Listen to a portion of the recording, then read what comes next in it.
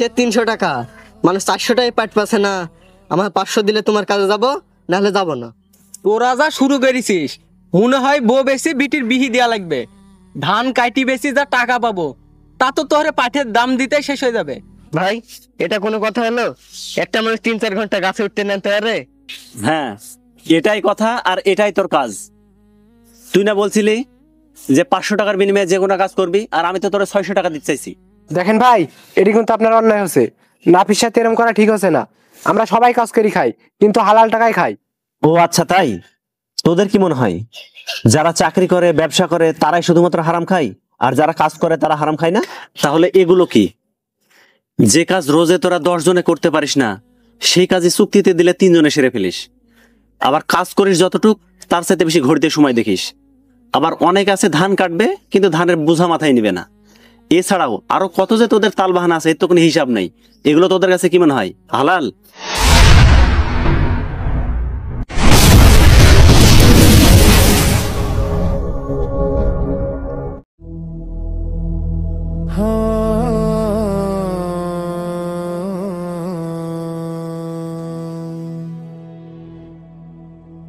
দিন যায় রঙে রঙে,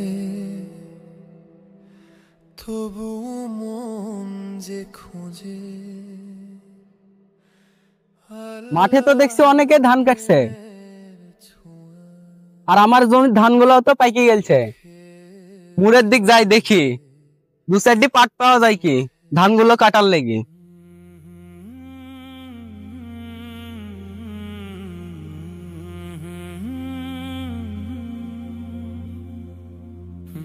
যাই মোড়ের দিক থেকে একটু আড্ডা মেরে আসি।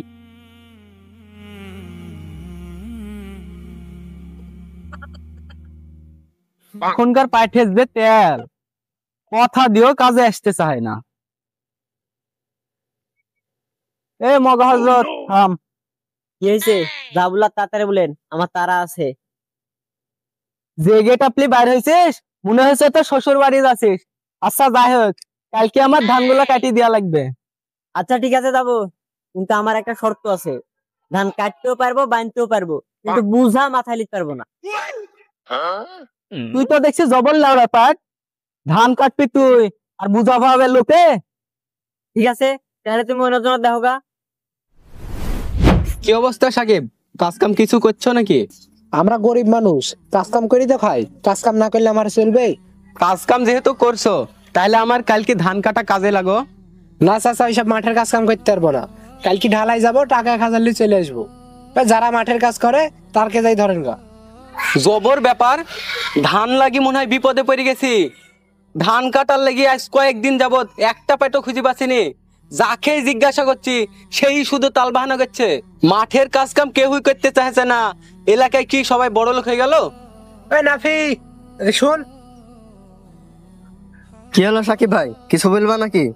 তুই তো মাঠের কাজ কাম করিস, এ চাচা ধান কাটবে, কাল থেকে চাচা ধান কাটা কাজে লাগ।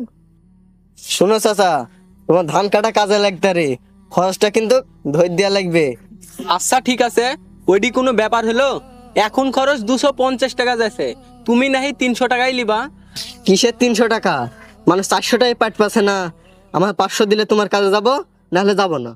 তোরা যা শুরু করেছিস, মনে হয় বউ বেশি বিটির বিহি দেয়া লাগবে। ধান কাটি বেশি যা টাকা পাবো, তা তো তোরে পাঠের দাম দিতে শেষ হয়ে যাবে। শোনো চাচা, তোমার অত কথা শুনতে পারবো না। তোমার ইচ্ছা হলে কাজে লাও, না লাও। তোমার মতন কত লোক আছে আসে পা ধরে। না, এটা তো মানি নেওয়া যায় না। আজ কয়েকদিন যাবত লোকটা কাজের জন্য লোক খুঁজে বেড়াচ্ছে, কেউ তো কাজে লাগাই না, বরঞ্চ কাজের খরচ নিয়ে তাল বাহানা করতেছে। এর একটা ব্যবস্থা করাই লাগবে। শোনো চাচা, তোমার সাথে সময় নষ্ট করে লাভ নাই। টাকা 500 হলে ডাকো, শুধু ধান কাটা না, তোমার যে কাজ বলবা সে কাজ করে দেবো। এই নাফি শোন। নাফি, তাহলে কাজের খরচ তুই 500 নিবি, এর বিনিময়ে যে কোনো কাজ করে দিবি, তাই তো? আচ্ছা, আগামীকালকে আমার একটা লোক লাগবে, তোকে 500 না, টাকা 600 দিব। কালকে আমার ওই বাগানে চলে আসিস। আচ্ছা ভাই, কাল তো তোমার কাজে লাগবো। কাজ করালে কি কি আনতে হবে?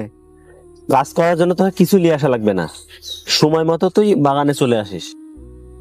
তোমাকে 500 টাকার কথা বললো, তোমার তো গায়ে বাঁধলো না। যার কাজের দরকার হবে সে 500 টাকা না 600 টাকায় কাজে নেবে। তোমার আর ধান কাটা হবে না, তোমার ধান তুমি কাটো গা। থাকো ভাই, বাড়ি কেন, কাল কাজে আসবো।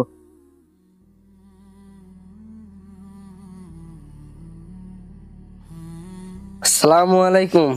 ওয়ালাইকুম আসসালাম। ভাই, আপনার কথা মতন চলে এসেছি। কি কাজ করতে হবে বলেন? চলে এসেছি সেটা ভালো কথা, আমি তো তোর অপেক্ষায় ছিলাম। চল তোর কাজ তোকে বুঝিয়ে দিই। চলেন ভাই, তাহলে বলেন আমার কাজ কি? তোর তেমন কোনো কাজ নাই।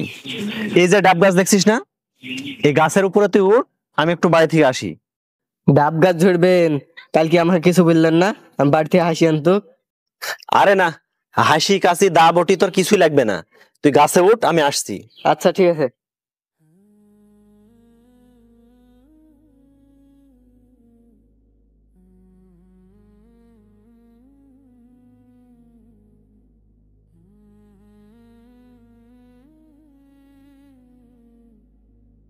ভাই, আপনি আসছে বলে বাড়িতে গেলেন, ডাব গাছে উঠে আমার 10 মিনিট হয়ে গেল।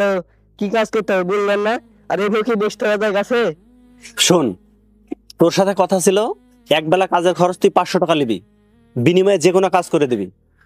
আমি তোকে 500 না, টাকা 600 দিতে চাইছি। হ্যাঁ, সেরকমই তো কথা ছিল। তাহলে তো তোকে আমি যে কোনো কাজ করে নিতে পারি। আজকে তোর অন্য কোনো কাজ নাই, তুই কাজের বেলা হওয়া পর্যন্ত গাছের মাথায় উঠবি আর নামবি, উঠবি আর নামবি। শুধুমাত্র খাওয়ারের সময় তুই খাওয়ার খাবি।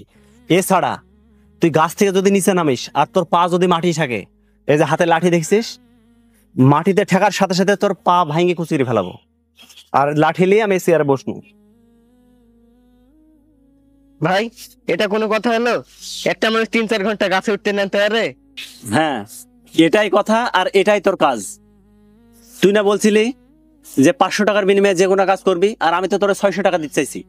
শোন, অযথায় পেঁচাল পারিস নি, দ্রুত কাজ শুরু কর, তা নাহলে লাস্টে আবার তোকে ওভার ডিউটি মারি লিব।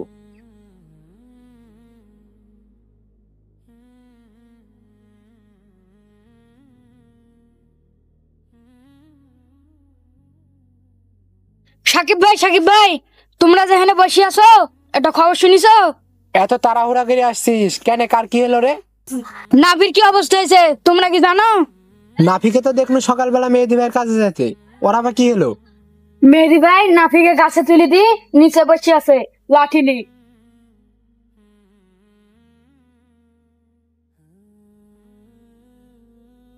কি এই বিষয়? সত যাই দেখি।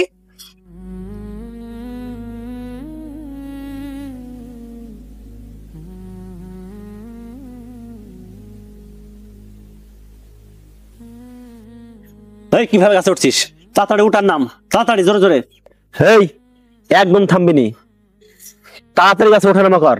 তুই যত সময় বেশি থামবি তত সময় ধরে তোকে গাছে আবার ওঠানামা করে নিব। কি ব্যাপার ভাই, এটা কি হচ্ছে? তোরা দেখতে পাচ্ছিস নি তোকে দিয়ে কাজ করে লিছি? তোরা কি চোখে কম দেখিস? আপনি লাঠি নিয়ে নিচে বসে আছেন আর ওকে গাছে উঠানামা করে লিছেন, এটা কোনো কাজ হলো? কেন, ওর সাথে যখন কথা হয় তখন তোরা ছিলি না? ও টাকা 500 নেবে, বিনিময়ে যে কোনো কাজ করে দেবে, আর আমি তোকে টাকা 600 দিতে চাইছি।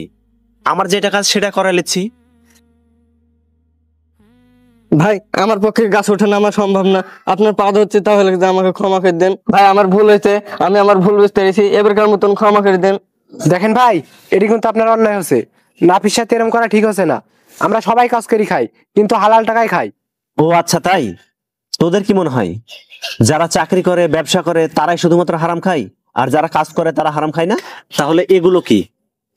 যে কাজ রোজে তোরা 10 জনে করতে পারিস না, সেই কাজে চুক্তিতে দিলে 3 জনে সেরে ফেলিস। আবার কাজ করিস যতটুক তার চাইতে বেশি ঘড়িতে সময় দেখিস। আবার অনেক আছে ধান কাটবে কিন্তু ধানের বোঝা মাথায় নিবে না। এছাড়াও আরো কত যে তোদের তালবাহানা আছে, এর তো কোনো হিসাব নাই। এগুলো তোদের কাছে কি মনে হয় হালাল? অথচ আল্লাহ রসুল সাল্লাল্লাহু আলাইহি সাল্লাম বলেছেন, তোমরা নিজের কাজ যেভাবে করো ঠিক অন্যের কাজও নিজের মনে করেই করো, তবেই তোমার টাকাটা হালাল হবে এবং তোমার সংসারের অভাব দূর হবে। আচ্ছা, একটা কথা তোরা কেন বুঝিস না? একজন কৃষক কত কষ্ট করে তার ফসলটা ফলায়, অথচ তোরা তোদের ব্যক্তিগত সামান্য স্বার্থের কারণে সে ফসলটা সঠিক সময় তোরা তুলে দিস না। এটাই কি তোদের হালালের নমুনা? তোরা নিজেকে প্রশ্ন করে দেখতো, তোরা কি প্রকৃত মানুষ? আসলে ভাই আমরা কখনো এভাবে ভেবে দেখিনি। আমরা সবাই নিজ নিজ স্বার্থে বুঝেছি। এবারকার মতো নাফিকে ছেড়ে দেন, ভবিষ্যতে যেন এরকম ভুল না হয় সেই সংশোধন করার চেষ্টা করব। আর আপনাদের উদ্দেশ্যে বলি, আমাদের সমাজে এরূপ অনেক কাজের লোক আছে যারা গৃহস্থকে ফাঁকি দেওয়ার চেষ্টা করে, এবং অনেক গৃহস্থ আছে যারা কাজের লোককে মানুষই মনে করে না। আসুন আমরা কৃষক শ্রমিক সকলে মিলে কাজ করি, কারণ বাংলাতে একটি প্রবাদ আছে, 10 মিলে করি কাজ, হারে জিতি লাহি লাজ।